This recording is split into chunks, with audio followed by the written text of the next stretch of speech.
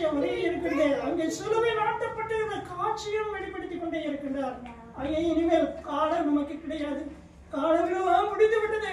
கடைசி நிமிடத்தில் நாம் ஜீவித்துக் கொண்டிருக்கிறோம். இந்த கடைசி நிமிடத்திலாவது நாம் மனம் திரும்ப மாட்டோமா என்று ஆண்டவர் இன்னும் காலமாவது செய்து கொண்டிருக்கின்றார். வாழ்நாள் முழுவதும் எவ்வளவோ செய்திகளை கேட்டிருக்கின்றோம். ஆனால் நம்முடைய வாழ்க்கையில எந்த மாற்றம் இருக்கிறது? நம்முடைய வாழ்க்கையில மனம் திரும்புதல் இருக்கிறதா? நம்முடைய வாழ்க்கையில பரிசுத்தமான வாழ்க்கை வாழ்கிறோமா? பரிசுத்தமான பிள்ளைகளாக நாம் ஜீவித்துக் கொண்டிருக்கிறோமா? அதை பார்க்கும் பொழுது மிகவும் வேதனையாக இருக்கிறது. காலம் நிறைவேறிட்டு கடவுளுடைய ராஜ்யம் மிக சமயமாயிருச்சு. காலம்லாம் கிடையாது. மனம் திரும்ப இன்னைக்கு உலகத்தினோட அநேக இடங்களிலே மனம் திரும்ப என்ற 24 மணி நேரமும் செய்திகள் நம்முடைய காதலை கேட்டுக்கொண்டே இருக்கிறது.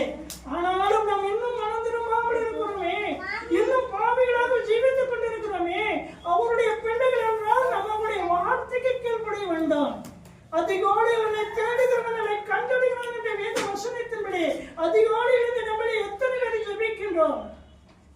அதிகாலை ஜெபத்திற்கு தான் அதிக வல்லமை இருக்கிறது என்பதை என்னுடைய வாழ்க்கையில நான் நன்றாக புரிந்து கொண்டிருக்கின்றேன், உணர்ந்திருக்கின்றேன்.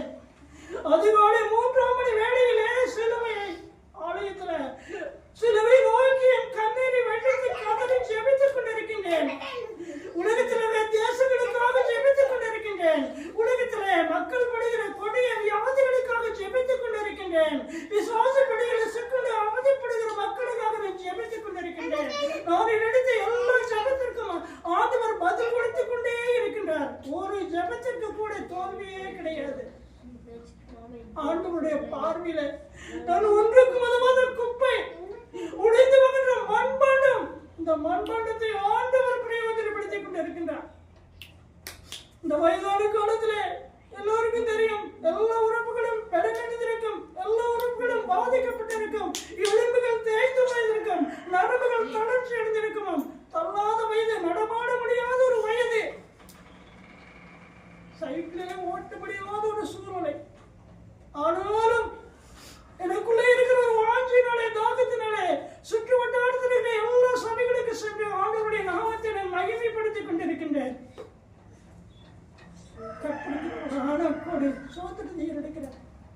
அதனால நம்ம என்ன செய்யணும்? இந்த கடைசி காலத்துல நம்ம எப்படி ஜீவனம், எப்படி வாழணும்? சங்கீதம் 1ஆம் அதிகாரம் 1-3 வரைக்கும் வாசிங்க. சங்கீதம் 1ஆம் அதிகாரம் 1-3 வரைக்கும் வாசிங்க. ஆசின்படி நடவாமலும், பாவியின் வழியில் நில்லாமலும், பரியாசக்காரர் உட்காரும் இடத்தில் உட்காராமலும், கர்த்தருடைய வேதத்தில் பிரியமாயிருந்து இரவும் பகலும் அவருடைய வேதத்தில் தியானமாய் இருக்கிற மனுஷன் பாக்கியவான். இந்த பாக்கியத்தை நாம் பெற்றிருக்கிறோமா? நம்மள எத்தனை பேர் பெற்றிருக்கிறோம் என்பது ஆண்டவருக்கு மட்டும்தான் தெரியும். நம்முடைய இதயம் எப்படிப்பட்டது என்பது ஆண்டவருக்கு மட்டும்தான் தெரியும். காலமில்லை. இந்த நிமிடத்துல அடுத்த நிமிடத்துல கூட ஆண்டவருடைய வருகை சமயமா இருக்கும். அதனால நம்ம இந்த உலக பிரகாரமான வாழ்க்கை, கூடாத வாழ்க்கை, நிலையற்ற வாழ்க்கை, சந்தோஷ சமாதானம் இல்லாத ஒரு வாழ்க்கை, நிலையான வாழ்க்கை நித்திய ராஜ்யத்தில் இருக்கிறது. நிலையான வீடு நித்தியத்தில் இருக்கிறது. அதனாலதான் ஆண்டவர் அந்த பூமியில பொக்கிஷங்களை சேர்த்து வைக்க வேண்டாம்னு சொல்லியிருக்காரு. இன்றைக்கு இந்தியாவில் இருந்த பிடித்தினம் அமெரிக்கா தேசத்தினுடைய கோடி கோடியை பணத்தை சேமித்து வைத்திருக்கிறார்கள் அநேக பேர். ஆனால் அமெரிக்க தேசத்தில் இன்றைக்கு 146 பேங்குகளிலே தினமும் நோட்டீஸ் கொடுத்து விட்டார்கள். அவர்கள் சம்பாதித்த பணத்தை அவர்கள் அனுபவிக்க முடிகிறதா? முடியவே முடியாது.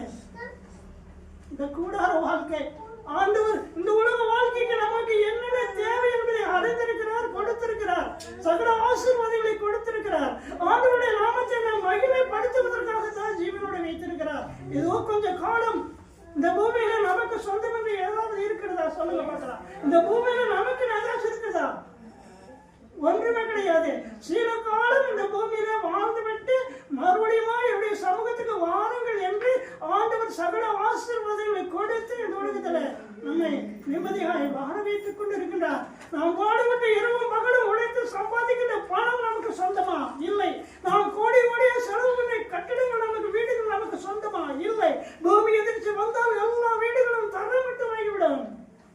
தமிழகத்தில் எத்தனை வீடுகள் தரமட்டமாக இருக்கிறது. கடந்த நாளிலே வயநாட்டிலே எவ்வளவு வீடுகள் மண் சரிவு மண்ணுக்கு மண்ணாக போயிருக்கிறது. நிலையான வீடு நித்திய ராஜ்யத்தில் இருக்கிறது. இந்த உலகத்தில் நமக்கு வீடு இல்லையே என்று கவலைப்பட வேண்டிய அவசியமே இல்லை. நிறைக்குறவர்கள் பார்ப்பீர்களானால் ஒரு இடத்துல கொஞ்ச நாள் கூடாரம் போட்டிருப்பார்கள், இன்னும் கொஞ்ச நாட்கள் வேறு இடத்துக்கு சென்று விடுவார்கள். அப்படித்தான் நம்முடைய உலக வாழ்க்கை. இந்த உலக வாழ்க்கை நிம்மதியில்லாத ஒரு வாழ்க்கை. கட்டின வீடானில் வரலோ கண்டிட மாட்டாரோ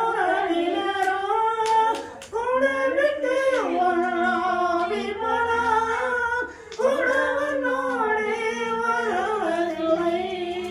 இந்த உலகத்துல கணவனும் மனைவியா குழந்தைகளோடு உற்றார் உறவோடு எவ்வளவு சந்தோஷமா மனமகிழ்ச்சியா வாழ்ந்துட்டு இருக்கிறோம். இந்த உடலை விட்டு ஆவி பிரிந்து விடலே நம்மிடத்துல யாராவது பக்கத்தில் வருவதற்கு கூட தயங்குகிறார்கள். கணவன் இருந்தால் மனைவி கூட பக்கத்தில் வருவதற்கு தயங்குகிறார்கள். அப்படிப்பட்ட ஒரு சூழ்நிலை. ஆகையினால இந்த உலக வாழ்க்கை குறித்து நம்ம கவலைப்படாமல் ஆத்மாவை கொடுத்து நித்திய ராஜ்யத்தை கொடுத்து அவருடைய ரகசிய வரைக்கு நம்ம ஆயத்தப்படுத்திக் கொள்ள வேண்டும். குழந்தை இருதயம் படைத்தவர்கள் மட்டும்தான் ரகசிய வருகையிலே பங்கு வர முடியும். நம்முடைய இருதயம் குழந்தை இருதயமாய் மாற்றப்பட வேண்டும். நாம் பாவத்திலிருந்து மீட்கப்பட வேண்டும் என்பதற்குத்தான் அவர் சிலுவையில் அடிக்கப்பட்ட ரத்தத்தை சிந்தினார். அந்த கல்வாரி ரத்தத்தால் மட்டும்தான் நமக்கு மீட்பு உண்டு. ஆண்டவர் ஒருவரால் மட்டும்தான் நமக்கு மீட்பு உண்டு. இன்னைக்கு உலகத்தில் எத்தனையோ ஊழியக்காரர்கள் இருக்கிறார்கள். எந்த ஊழியக்காரரும் ஒரு ஆத்மாவை மோட்சத்திற்கு கொண்டு செல்ல முடியாது. அவர்கள் விதைக்கிறார்கள், வழிகாட்டுகிறார்கள். ஆனால் அந்த பரிசுத்தமான வாழ்க்கை வாழ்வது நம்முடைய கடமை. நம்ம ஒவ்வொருடைய இறுதியும் நமக்கு தெரியும், ஆண்டவருக்கு தெரியும். கணவன் மனைவியா இருந்தால் கூட ஒரு